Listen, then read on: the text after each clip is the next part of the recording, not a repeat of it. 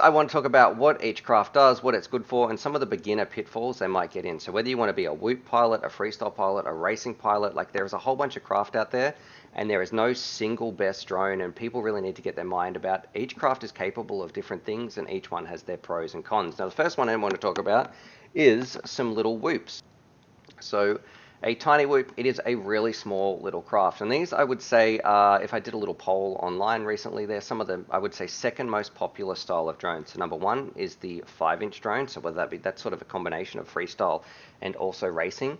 But a tiny whoop craft, I absolutely love them. And because of their size, don't let that fool you. The FPV experience you can get here is second to none. They have an amazing community. They are safe. You can fly them basically any time, where a lot of the other drones, like if I look outside right now, even though it's very sunny and warm, it is ridiculously windy. So we're getting some really, really crazy winds here in Australia. But these you can fly them anywhere. You can set up a really fun little racetrack in your house, in your apartment.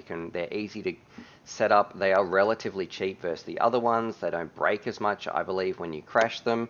Just an awesome little thing. And they have some of the best races in the world, like official competitions. I know kids can talk about it as well. Johnny D says he's got one. He's got a Beta 65S. So yeah, a tiny whoop, it's a great starting craft that is going to last you. Like that style of craft, you're still going to be able to go back and have fun. You're going to be able to fly it all the time, no matter what. It is really easy too. I would say it has an easier learning curve than some of the others, and it's a great place. If you're a beginner pilot and you're thinking about getting a tiny whoop, I would say that is probably the first craft you need to get.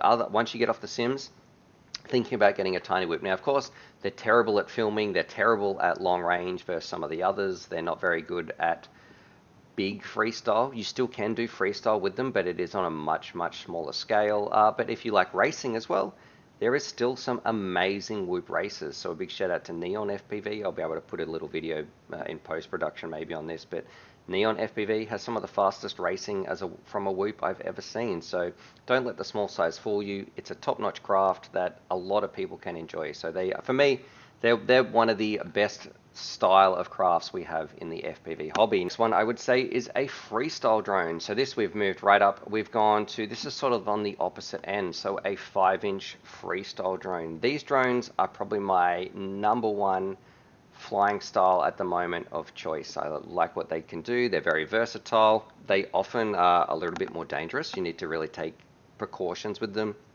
You don't fly near people. This is like a flying blender. They can go very, very fast. Not as fast as racing drones, but what I love about these drones is you can just get together. You can go out. You don't need to set up gates. You don't need to set up tracks. You can just do some really fun, flowy flying practice. That's a mouthful. Some really fun, flowy flying, and it's fun. Like, it's a great craft to cruise around. It can be more beginner friendly than racing.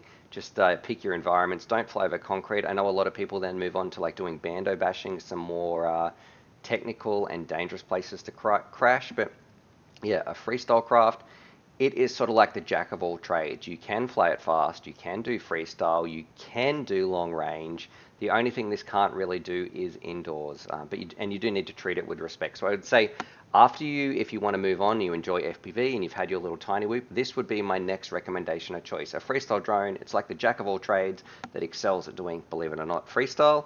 It's just, there's some other drones that do things like racing or long range a little bit better. Now, oh yeah, this is something to mention, of course, the weight limits. So whoops, definitely under 250 grams. These definitely over 250 grams. If you're flying these things around and you have weight regulations or weight limits, that's basically every single craft out there except for maybe some micro drones, which we'll talk about, or mini drones. Now, the next one I want to talk about is racing drones.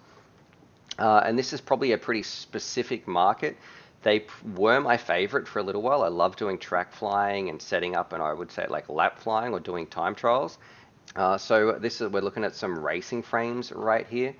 Don't get these thinking like this is a very specific type of drone, and it can be a bit of a trap. I know everybody wants to have the fastest drone in the world, but for a beginner pilot or somebody who just enjoys FPV, even for me, I'm much better suited, I think, to a freestyle drone. Yes, these go very fast. Yes, they handle very well, but they're also generally a little bit more fragile. They focus on speed almost above everything else. For a big freestyle drone, it's going to focus a little bit more on durability, so you can handle a crash or two. This is not always the case with this. So BMS Thomas, this is one of his frames, and you can see they're just a very minimalistic frame. They're keeping things as light as possible. They are great though if you go to races. If all you're flying around is flags and gates, you're probably not going to break as much as if you crash full speed into one of them versus into a tree. Yes, you're still going to smash stuff, that's part of FPV, but if you're going with this into a tree, it's probably going to explode and destroy all your components. Now, really interesting as well, you will notice if I jump back here and I have a look at the products and the frames, generally racing as well, if you want to get a racing drone, you will see this is a generalization. We have one that is an analog option and also one that is a HD0 option. So they're sort of the two protocols that people use when they go to races.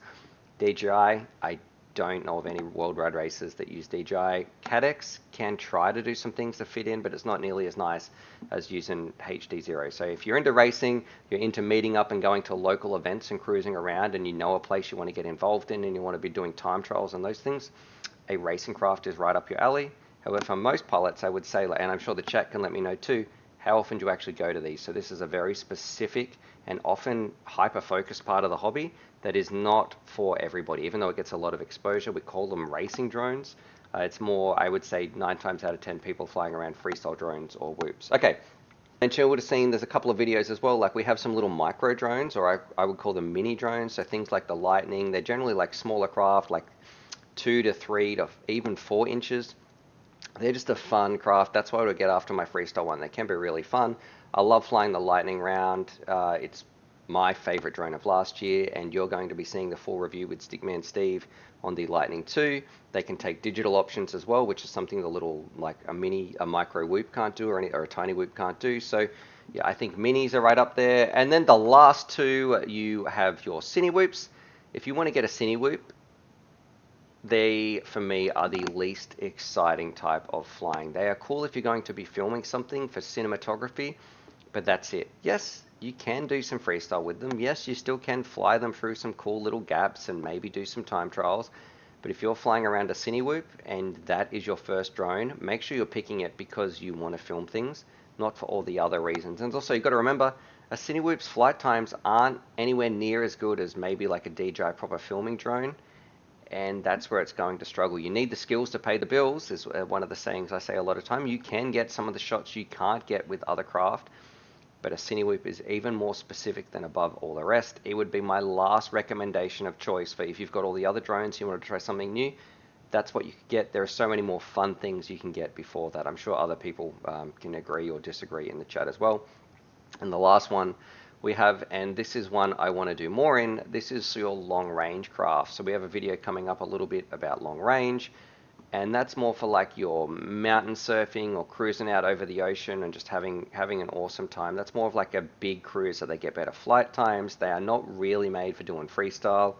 It's just like the joy of FPV, and it is almost a little bit like flying a wing around as well, where that's maybe your next step up from that. So I do like long range. And maybe it's a bit of a thrill to getting your craft back or not. One of my all-time favorite memories is flying a long-range craft with Trappy at TBS when we were in Hong Kong and going for like a 10-kilometer or a 20-kilometer flight or something like that over there. That was really fun. But you also have to set up a little bit more, know your gear a little bit more. I think it is not beginner friendly. So there's your 5 or 6 drone categories. Start with a whoop. Then it's a great time to get like a 5-inch freestyle drone, or maybe you would like to also have a look at the mini drones. So like something like the Lightning V2. If you're also into digital, they can handle those options. If you're into specifics of racing, check those out. If you are only, I would say cinematography or Cinewhoops are my least favorite style of drone. I find them the least interesting. That is very specific. If you like filming and maybe you need that craft to do something, sure, get one. Still fun, but you know, a lot of the other craft do things a lot better and than a Cinewhoop will do it. And then if you're into long range, you know a little bit more, you know how to get the most out of like not, you know, maybe you've got return to home. It just takes a little bit more setup to make sure that you get your gear back, because the last thing you want to do is go for a flight as a beginner and not realize some of the pitfalls and mistakes you're making, and it's really hard to get your drone back when it's a couple of kilometers away. It's easy to have a failsafe you know, just on the other side of a dirt mound, you can walk and pick it up. If it's a long way away, well, you might not ever get it back. So, all right, Johnny D is saying, I just built my 7-inch on 6S, my second 7-inch. Yes, that should be pretty cool. I think I've got a 10-inch one coming up. And Chris Croft is saying, I hardly fly the 5-inch anymore. I'm building a HD0 YM FPV Lightning 2. Fantastic choice. Please link me when that is done, because the Lightning V1 with digital was one of my all-time favorite drones.